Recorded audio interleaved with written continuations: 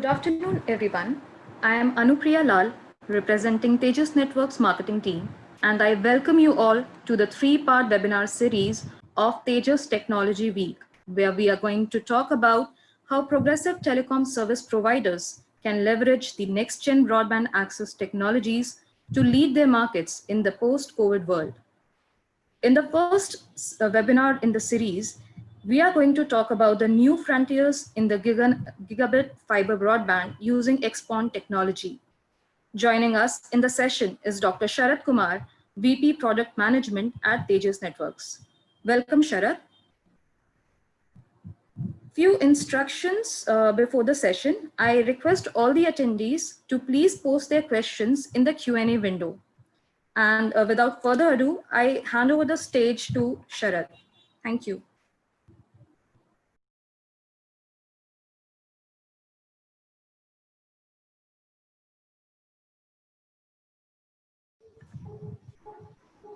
Hello.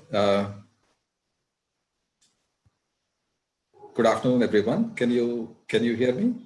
Yeah, you're audible, Sharat. Okay, so I'm just looking to share my screen and I'll start in a minute. Okay, can you all see my screen? Yes, we can see it. Okay, good afternoon, everyone. As Anu mentioned, my name is Sharat Kumar. I head the product management at Tejas Networks. In the next 30 minutes or so, I'll be talking about the gigabit fiber broadband using XPON as the technology.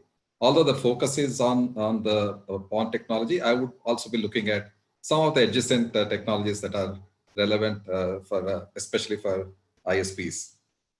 So next slide shows the agenda.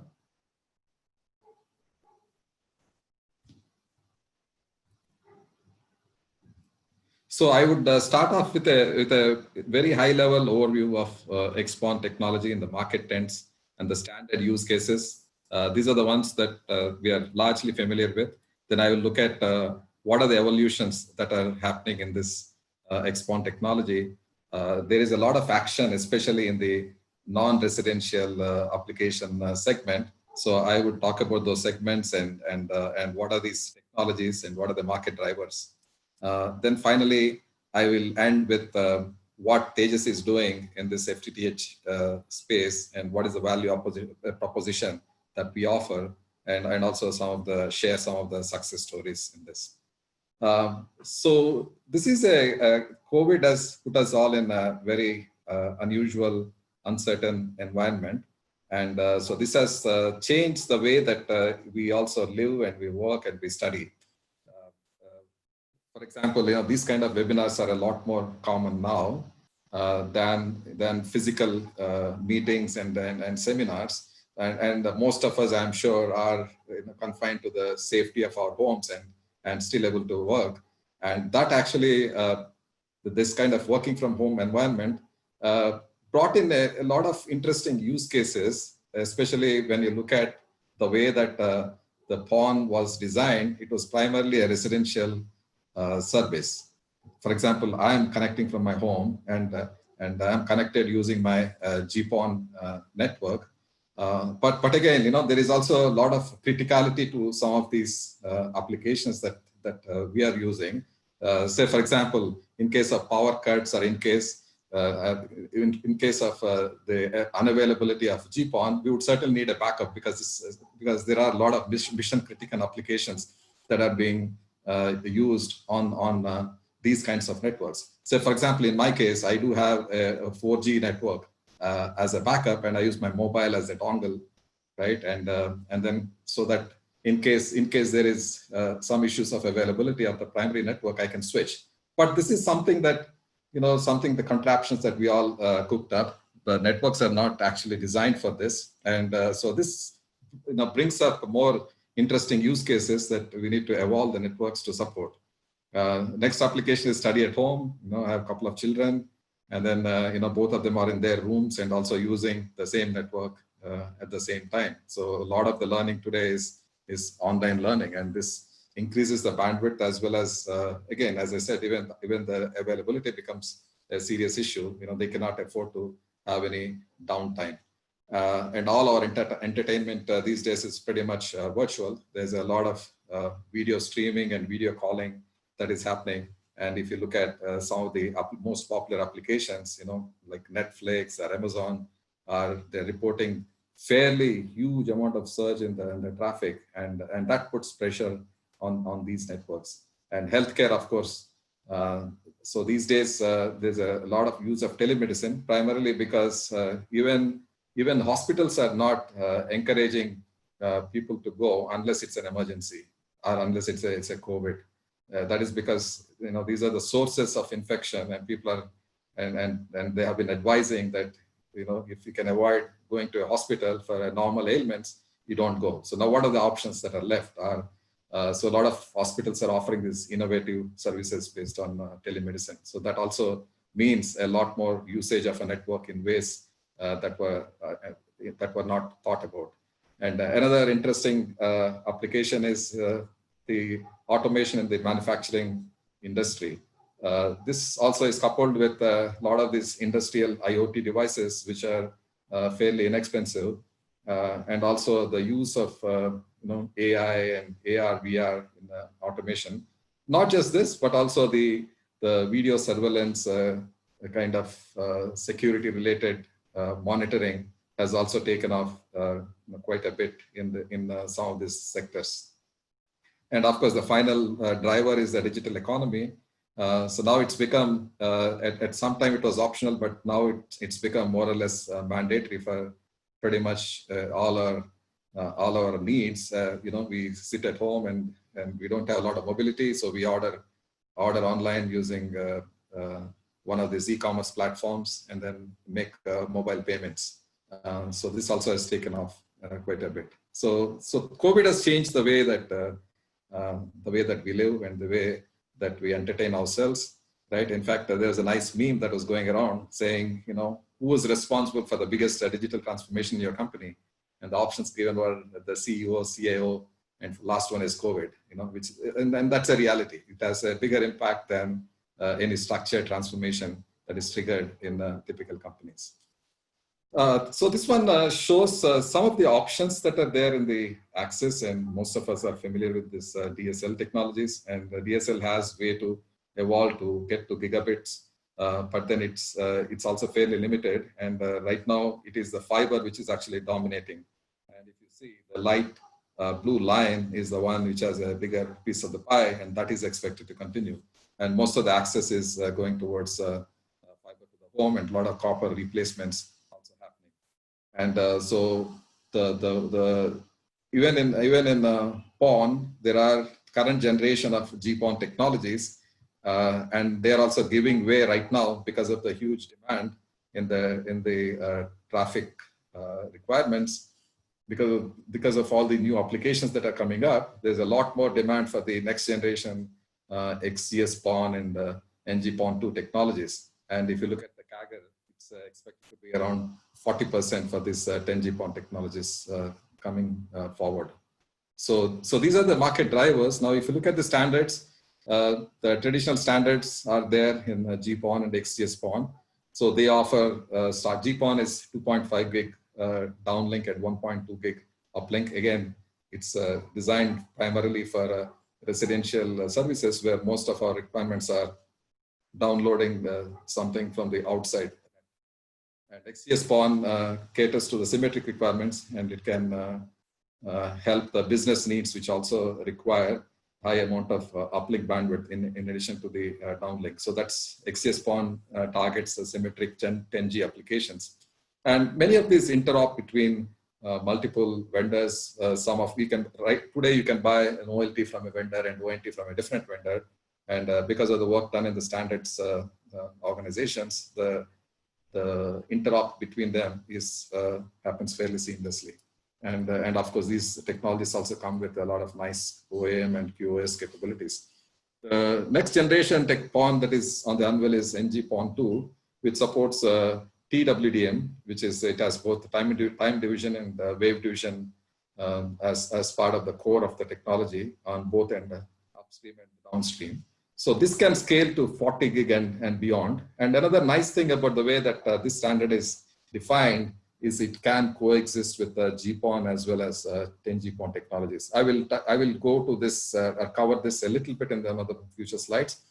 There's also the traditional EPON technology, which is starting from Ethernet and built from symmetric 1.25 gig, upgrading to 10 gig. But so this has found limited acceptance, especially now with the evolution towards NG-PON2. So I would not be talking much about this in the subsequent slides. So this is a typical GPON architecture that we are all familiar with, right? I mean, the top one especially. So there is an OLT equipment, and then there is all the homes are connected using on a single fiber with splitters. So this is like a tree kind of architecture, typical deployment for home services. Now so this can be expanded to the business services, and that puts a lot more additional requirements in the way that services are protected and what are the requirements from the business services. So I will be touching upon what is the additional requirements that business services are put on the network, so that all those ISPs who are offering these services, so they are ready to offer additional business services. And from the uplink side, and basically you have OLTs and connecting to an aggregation network, and somewhere deeper in the core, you have the routers and also these servers, right? Whether it's a soft switches or IPTV equipment or a EPC in case it's a wireless application. So this is a typical GPON architecture. Now, what are the critical requirements that businesses place on PON? First thing is the superior quality of service. It's not best effort anymore, so you need to make sure that you do offer services with a guaranteed bandwidth, the delay, jitter, and also most importantly, also protection switching. So in case there's a network failure, people want that to seamlessly switch maybe within 50 milliseconds to a backup path. And then there are also upgradability requirements, because our bandwidths these days are evolving and they could be different at different times of the day. And there should be an option to very quickly upgrade the capacity over existing fiber, and especially if there are a large number of users asking for upgrades, then the capacity of the network is also needs to be much higher. So that's where NG-PON2 comes in. So of course, rich OAMP features also required in case there are faults, there are performance issues. So you can troubleshoot and monitor and troubleshoot very quickly, and also you should be able to measure the SLAs and then show them to the businesses which are taking service. So these are the key requirements which are outside of the what is required or asked from a residential subscriber.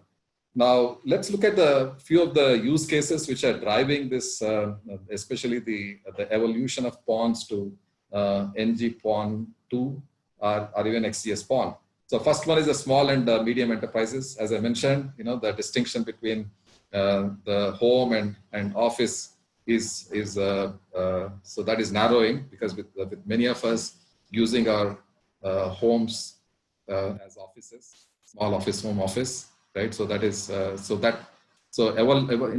of GPON can offer a very cost-effective solution for these services, enterprises. The next one is the smart cities, and there is quite a bit of growing demand for, especially from the public safety perspective, like a video surveillance, and people are talking about having facial recognition capabilities and tracking, especially troublemakers and so on, right? And also alerts in case there are some safety security concerns. So there's a lot of growing deployment of these kind of applications in smart cities, and that is so GPON is a very relevant technology for that. And then another one is a campus network. So traditionally this has been you take the bandwidth to the campus and there's a lot of copper plant there. Now with the lot of these campuses, large education institutions adopting cloud-based services, and also some applications based on AR, VR, right? So that is also increasing the need for not just the uplink bandwidth, but also a good connectivity, especially a large campus, for example, which is spanned over several kilometers, or even big hospitals, like for example, Narayan Hrudayalaya in Bangalore. It has multiple buildings and spread over a wide area, and the requirements are huge, and so they need a good connectivity. And then so even within a large campus, GPON does, or even NG-PON2, it does offer fairly attractive connectivity proposition. Then the utilities, as I mentioned, there's an extensive use of video and data services, not just for internal communications, but also for surveillance and also IIoT applications, right? And the last one is mobile backhaul. We keep hearing about the 4G and 5G. There's a lot of buzz around it because it brings a whole new set of services. And the most important thing about this, most important requirement for this is the small cells, right? Basically the high capacities, because of the frequency, largely because of the frequency bands in which these are offered, you actually need a small cells. That actually means that the connectivity needs to be much dense with all the lot of cells connected very closely together. So that basically means that unless we reuse some of the existing networks which are deployed, which are very widely deployed, say for like a PON network, so the backhaul expense could get very high. So this is so they are looking to use the existing PON or even upgraded version of it for mobile backhaul services, 4G, 5G backhaul services. So these are the emerging use cases beyond the residential services that we are used to, that are driving the adoption of NG-PON2. So I will just look at what does it mean for the businesses, right? So I talked about the SLAs and so on. For a small and home office, right? So they can use a shared infrastructure based on GPON, right? So these are the other options even beyond GPON that are available to ISPs for providing connectivity to businesses, right? For a small office, home office, giving a GPON connectivity is pretty good. So you can enhance GPON. I'll talk about how this can be done in future slides. So another one which we are looking at is that, the box that offers GPON service, right? So there are products available today. You can actually build a direct Ethernet connectivity from the same box. So GPON is good for a shared infrastructure, but if somebody wants, say, dedicated services, so there's an option to actually build Ethernet rings. And then somebody wants, even large enterprises wanting premium services, like deterministic carrier, CE 2.0, 3.0 private line services. So there is an option to go even higher in technology, which is MPLS TP are going towards MPLS. And of course, the aggregation network doesn't change, right? Because from here onwards, it is, it can be a network which offers high SLAs and so on, right? So there are ways to cost effectively meet the requirements of not just a small office, home office, but also large enterprises using the right kind of product. The second one is I spoke about this a little bit earlier on in smart cities. There are all these applications, the CCTV cameras for surveillance.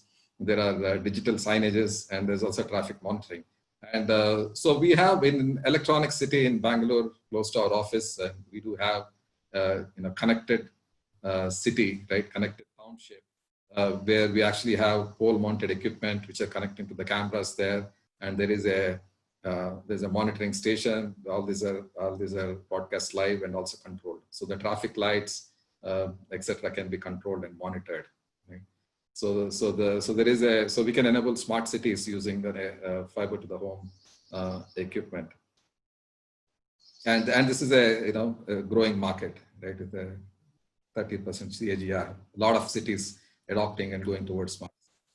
And the third one is passive optical LAN. So this is the one where the enterprises connectivity within the enterprise, right? So this can there's a lot of changes happening here, primarily because of the bandwidth requirements and also the flexibility, security issues. People are replacing copper cables with optical fiber, and so when you have an optical fiber, so this is so basically because single fiber you can split and reach out to the multiple users at the other end. So that makes the infrastructure quite minimal compared to the traditional copper infrastructure. So this offers a lot of advantages in terms of bandwidth scalability, low maintenance cost, less cabling, lower capex, reduced power consumption. And of course, another benefit of fiber over copper is also the security. You cannot tap optical fiber. So this is the fiber to the home application, or FTTH application for utilities. And you're actually talking about, say, for example, there's a gas pipeline. There are all these IoT sensors which are deployed at intermediate locations. Now you need to connect them. And also, in addition, there might be a pipeline surveillance equipment. Right? So again, so it can be connected using GPON. And of course, along the path, these pipelines run across the country.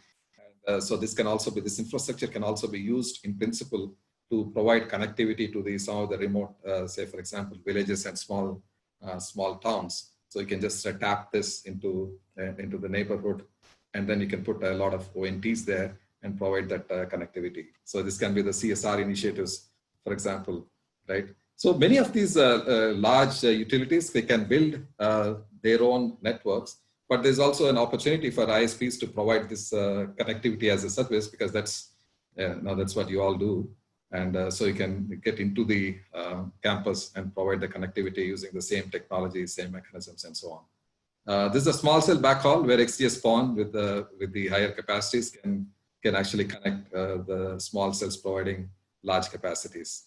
Right?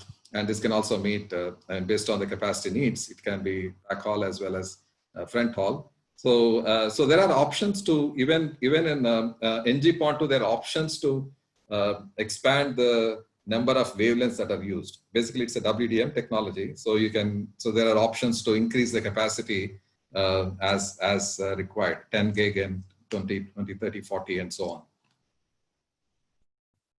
And why Tejas? What is the kind of equipment that we have? We have a fairly wide range of products going from one new pizza box to very highly scalable 128 ports. And it's an ultra converged box that offers fiber to the home as well as fixed wireless as well as active Ethernet services. Over the backhaul, we support many different technologies. So that can actually that makes it easy to connect users with the different requirements, whether it's a residential user, business user, smart cities, and so on. So it makes it seamless to adopt because of the flexibility. And we offer carrier grade features, 50 millisecond protection switching, advanced QoS, and so on. I also have a diverse range of ONTs, suited for not just the residential market, but also some of the industrial grade ONTs and so on. And so there's a large deployment in the rural area in India, where there's no power is a big problem. So we do have solar for powering that goes with our ONTs as a solution. And I have a lot of successes. I'll talk a little bit about it. BharatNet, India's rural broadband network, one of the largest broadband rural networks in the world. And we have a network deployed for connecting, offering Wi-Fi service on railway platforms, right? And also some smart city networks. So this is the portfolio. I'll skip this. I mean, just want to emphasize that, I mean, it's a fairly wide portfolio that can meet the entry requirements of pizza boxes with a small number of ports to something which is a terabit scale, and that can go up to very, very high capacities. And this is the network that could be used, for example, to build, say, NG-PON2 network with a very high capacity uplink with some enterprises connected directly with SLAs and so on. And then there is also the SDN ready network management system that takes it to the next generation. So this is just a slide on this product. This is the access product that we have. This is where there's a 2U box with a pluggable interface modules. There are 5 slots, and each slot can take either we can have a fixed wireless solution. So in case there is no fiber, for example, and you want to extend the last mile connectivity, so we do offer a solution using LTE fixed wireless, just a blade on this. We can offer GPON, XGS-PON, and on the uplink, we can have MPLS TP or SDH OTN, right? Multiple options. And so this is an award-winning product because of the flexibility that it offers in the convergence in the access space. It won awards at Broadband World Forum and Light Ratings finalists and so on. Okay. And as I mentioned, we do have a diverse range of ONTs going from small ONTs which are basically offer some Ethernet and Wi-Fi to premium homes, now offering dual Wi-Fi to enterprise and industrial ONTs offering, say, for example, if you want an ONT for a smart city solution, which can actually power the outdoor cameras which are used for surveillance, and we do have solutions that can be deployed outside on the poles. Some of the features and capabilities that are required from a GPON network, I will just have a few slides on that. And so this one is, for example, is where you have a requirement for connecting to two different fiber plants. Right? So this is exactly what happens if you had a ring connectivity connecting an enterprise, right? So the east side of the ring cuts, then you go to the west side. So here you can imagine connecting to two fiber plants, and there's a Type-C protection. This can also be, I mean, I just showed two sets of fibers, one fiber going east and one fiber west, right? It can also be a ring kind of configuration. You can take a traditional enterprise ring and convert that into GPON with the splitters at the ring nodes, and then connect, right? Basically, each of these ONTs have two ports. One of them is routed to one OLT and another one connected to the second OLT. So this also provides a dual homing, right? So this is called Type-C protection, and it can give, and we can do 50 millisecond protection switching on that, right? So this is, so basically with the same fiber plant, with the right ONT with the two ports, so you can offer this service, right? Or if there is only one fiber plant, then you can actually provide protection until the feeder plant, right? So this one, for example, can be closer to the basement. Then you connect, just have two fibers that go to this, say, apartment complex, right? So in case there is a cut in one of them, so it can offer 50 millisecond protection switching, right? So these are the additional things that can be done over a residential GPON network. And another important aspect is, what do you do? How do you connect on the network side? Right. So these are all the OLTs. What you see here as node 1, node 2, node 3. And so we do support open ERPS. Basically, typically this network could be a third-party network, say, for example, an IP cloud or IP MPLS network. So what we do is we can actually connect one port of this to this and build a ring of OLTs. And of course, ONTs are all connected on this side. Right now this is the working path, right? If there is if there's a failure, it automatically switches to the other path, right? And this switching can happen in 50 milliseconds, right? And it also is independent of the technology used here, because that only relies on running OpenERPS on these nodes, right? It doesn't require anything special from the routers, for example, to which these are owned, right? So this is again for business GPON. This again is another option on the uplink side to provide 50 millisecond protection switching. Okay. So this one talks about the coexistence of GPON and NG-PON2 technologies. Right? So this is the traditional GPON, right? And now, so this works in these kind of bands, right? 1480 to 1500 nanometer band, right? And so now when you want to offer XGS-PON service, so they defined another frequency band, right? So these are two different lambdas, right? And then NG-PON2 works in another four lambdas, right? So the way it can come together is NG-PON2. So each of them can offer up to 10 gig service, right? So you actually multiplex them, put them on a WDM, right? And then there's a coexistence element, right? So basically what this means is there's a GPON network which goes through the coexistence element and is deployed today. Now, once you have this element, you can add XGS-PON here, right? So once you add XGS-PON, now the customer actually can connect using a GPON ONT or an XGS-PON ONT, right? So of course, he is tuned to the frequency on which XGS-PON is offered. So for example, GPON to XGS-PON, right? So once you add this and then put it in a same plant, and the good thing about this is they're all using the same fiber plant.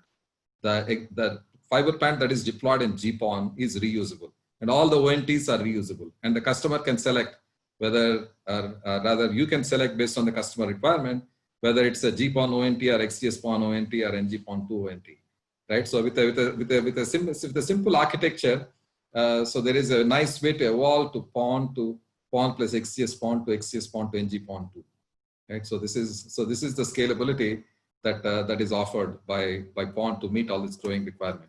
Okay.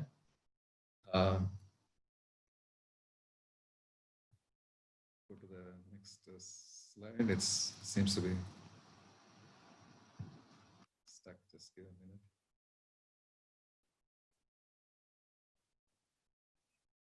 Okay. So this is what I talked about, right? So there can be a GPON plus XGS-PON, right, deployed in some part of the network, for example, using this fiber plant. So there are ways in which you can actually, with one port on the OLT, you can offer GPON plus XGS-PON, right? So once you deploy that port, and so this can actually, the customer can actually select which of these ports, which of the PON technology he wants based on the bandwidth. For example, for lower bandwidth, it can be GPON, higher bandwidth, it can be XGS-PON. Okay. So I will go to the next slide. So we have a unified management, which actually does all the FCAPS functionality. I'm running short of time, so I will skip the details of this. Just want to emphasize that so it manages not just the GPON, but we also have a WDM managed from the same network management system that we have. So what this means is somebody deploying GPON, primarily concerned with this technology. Now, when there is a NG-PON2 comes in, they also need to manage the DWDM network elements, right?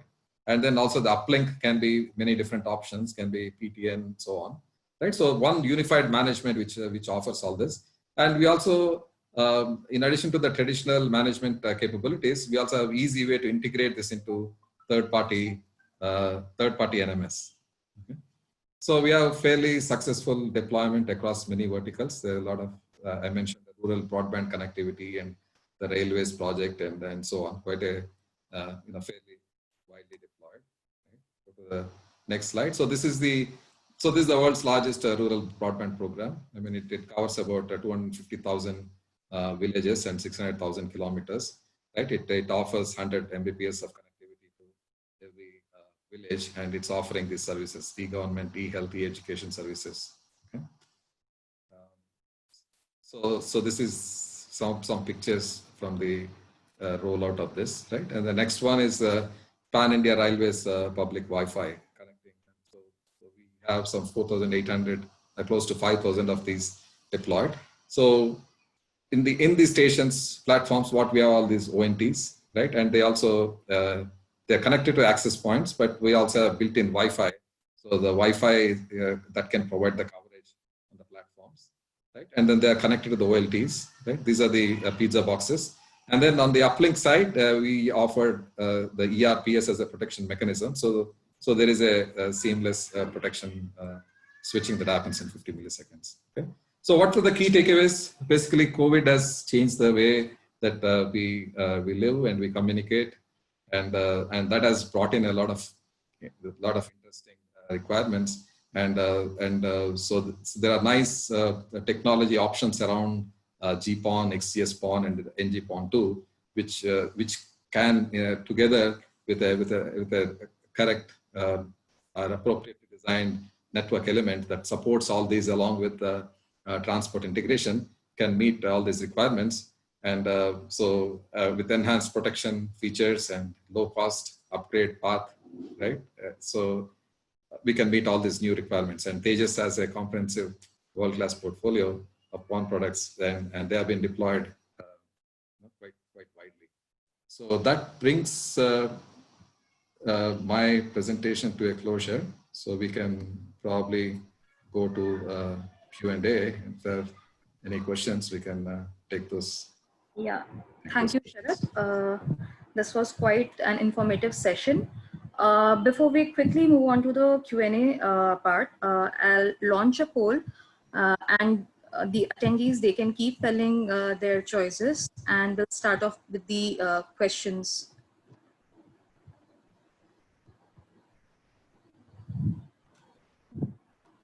So we have a question from one of our attendees. Has Tejas delivered FTTX in rural areas? Yes, as I showed in one of the case studies, I mean, we are deployed in one of the largest broadband rural networks in the world. That is the Digital India, part of the Digital India project, the BBNL, right? And these And these are quite challenging because mainly because of the kind of environment that is in, the unreliability of the power, and the challenges in reaching out to these remote areas. So you need this equipment which is you can easily carry, say for example on a bike, right? And also you need solar power, and you also need ruggedized platforms where it can be deployed. So it was a pretty interesting learning for us, but we do have wide experience in deploying these kind of rural broadband networks. Okay. I request all the panelists, attendees to please post their questions in a Q&A window so that it doesn't get mixed with the other chats in the window. I'll move on to the next question. It says, we want to build a hybrid GPON, 10 GPON network that can serve both home and business users. Can we do this with Tejas products? Yes, that's a good question. So there are many different ways to build this network in a way that it can scale. One is there are these OLTs which are traditionally deployed with the GPON ports. Okay, so these you just configure each port as GPON. Then there are set of OLTs which are available where you get per port configurability. You can decide whether a port is a GPON port or an XGS-PON port, for example, right? And then you can connect the right kind of the ODN network to the appropriate port. So that's the second way to do that. And third option is there are these equipment which actually offer these combo ports. So basically what happens there is on the same port, you are actually transmitting GPON as well as XGS-PON. Now, what is the benefit that it offers is that, so basically these are both are multiplexed on the same fiber plant. So at the user level, you can decide whether you're going to give them a GPON ONT or XGS-PON ONT and configure appropriately. So this is two different ways to upgrade, right? From PON you can get to OLT, which can be configured per port, to an OLT with the same port offering both GPON as well as XGS-PON. And of course, if you want to go beyond to NG-PON2, that requires a little bit of the WDM infrastructure. So that is also possible if the scalability requirement is very high. And say, for example, some segment of the network, say, for example, in some parts of the city where you think there are premium users who would value very, very high capacities, you could actually build an NG-PON2 network with one lambda, for example, right? So all you need is on day one, you put in a DWDM mux and also the coexistence element, right? And you might start with just a 10 gig lambda, for example. And then as the demand keeps increasing, you can add more and more lambdas to that, right? And it also offers point-to-point services. Say, for example, if one business customer in some areas like Koramangala, for example, in Bangalore, right? One customer says that give me full lambda. Now you can offer that in the same infrastructure. So that provides another option. Okay, so moving on to the next question. It says, have you deployed FTTX for an urban broadband network? Yes, it is deployed in urban broadband network. In fact, it's not just residential, but there are also business subscribers who are actually sharing, and this need is a lot more in some of these, the small office, home office, and also a lot of these offices which are very close to the residential areas. So once you build this network and you have pretty wide coverage in a certain area and you have fiber going to all those places, right? And then very likely that you will find business customers who are willing to pay, and you can provide instant service to them. And so we do have deployments which cover a mix of both of these. Okay, I see another question here. Is Tejas OLT open to third-party ONTs? The answer is yes. We have done fairly extensive interop with quite a few of the ONTs that are available in the market today, because we do realize that there are many networks which We are not deployed today, but there is interest from service providers. Now they might have their own supply chain and their own ONTs. So there's a requirement that we see all the time saying, I'm okay to build the network with your OLTs, but I would like to reuse some of the ONTs that we have. Yes, we have done fairly extensive interops and there's absolutely no issues. So we have another question. How does FWA complement GPON? Which do we use?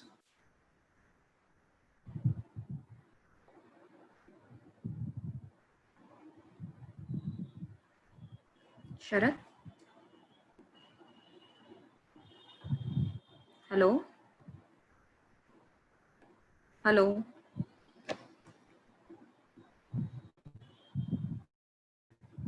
Hello?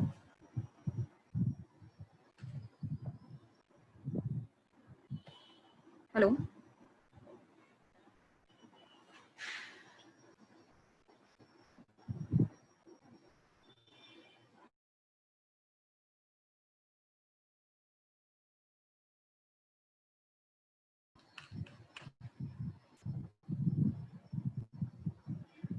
Hello?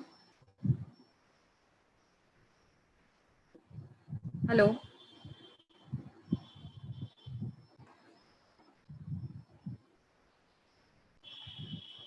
I think Sharat dropped off somehow.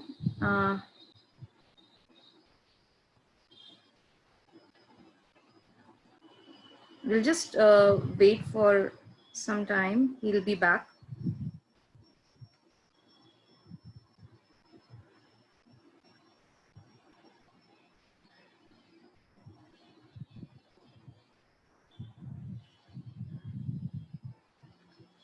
You can keep posting your questions. We'll be taking that. He'll be back in a couple of minutes.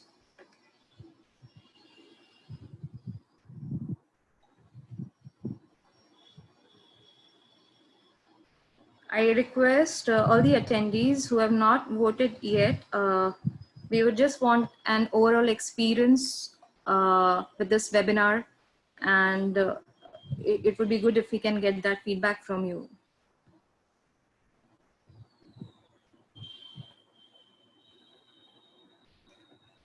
I see a couple of questions coming to the chat window as well. I request you to please post in the Q&A window. We don't want to miss your questions amidst the chat.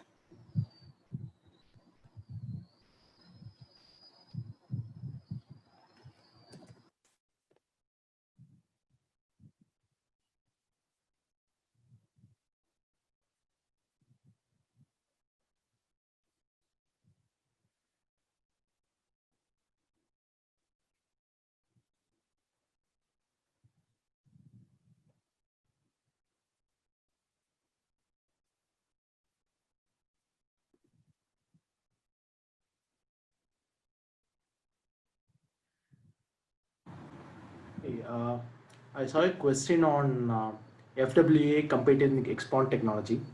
So, Karthik, before we start, I'll just want to introduce Karthik to the attendees. Karthik, you can just give a brief introduction about you and then we can continue. hey everyone, I'm the product owner for 1400 products in Tejas. So I handle GPON is also GPON comes under 1400, so I handle GPON. Just give me a second.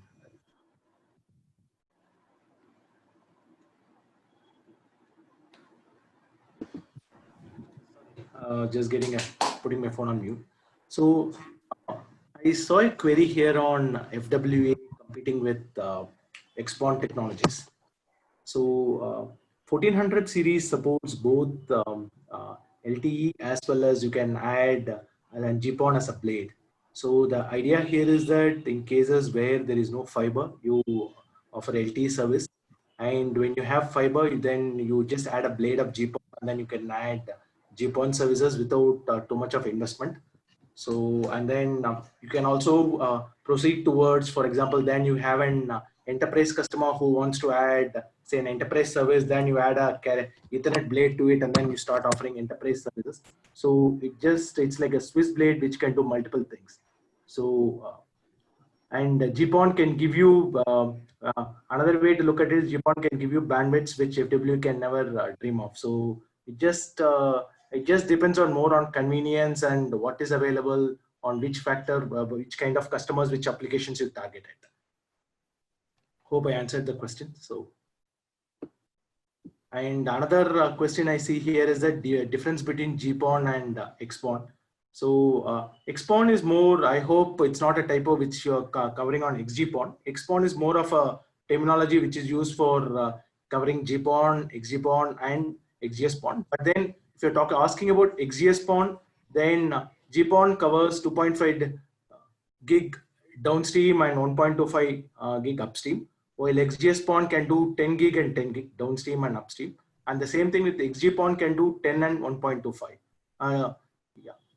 So hope that answers the question. And then NGPON 2 can do multiples of 10 gig. So it can take up to 4 lambda. So it can do up to 40 gig for the bandwidth. So a lot of customers are looking at, a lot of operators are either can start with GPON, proceed towards XGS-PON, or they can directly, if it's going to be a greenfield network, then they can directly proceed to XGS-PON or NGPON, NGPON 2 rather.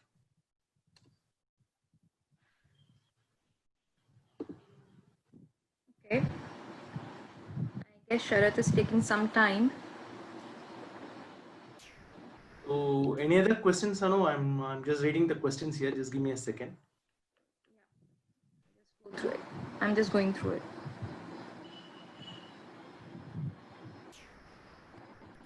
I see a questions on Malaysia's ONTs or media convert. Yes, there is a way to identify Malaysia's ONTs in the network. So that should not be a concern.